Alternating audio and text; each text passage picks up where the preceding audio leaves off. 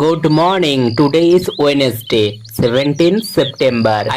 আজ সকালে এইরকম কুয়াশার মতো ওয়েদার, বাট বৃষ্টি হচ্ছে না। ওই একটু হালকা মেঘ করে আছে ঠিকই, দুর্গাপুজোর আগের সময়, বাট কখনো মনে হচ্ছে না যে এটা দুর্গাপুজোর আগের সময় বলি। ঠিক যেন বর্ষা আর শীতকাল একসঙ্গে মিশে গেছে হিমাচলের শম্ভুবালার ওয়েদারে। রাস্তায় যেতে যেতে এইরকম কালারিং কয়েকটা ফুল দেখতে পেয়েছিলাম। এগুলো বনো ফুল, ঠিক নাম জানি না এগুলোর কি, কিন্তু দেখতে খুব সুন্দর।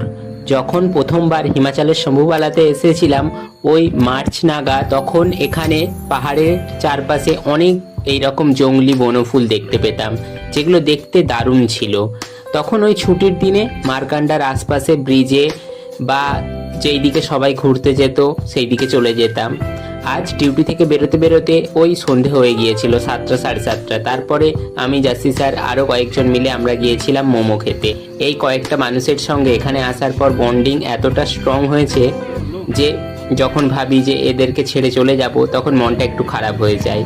বাই দ্য ওয়ে, আজ কিন্তু ফ্রাইড মোমো, যেটা আমার খুব একটা ভালো লাগে না, আমার স্টিম মোমোই ফেভারিট, বাট তবুও সবাই মিলে আনন্দ করে খাচ্ছিলাম।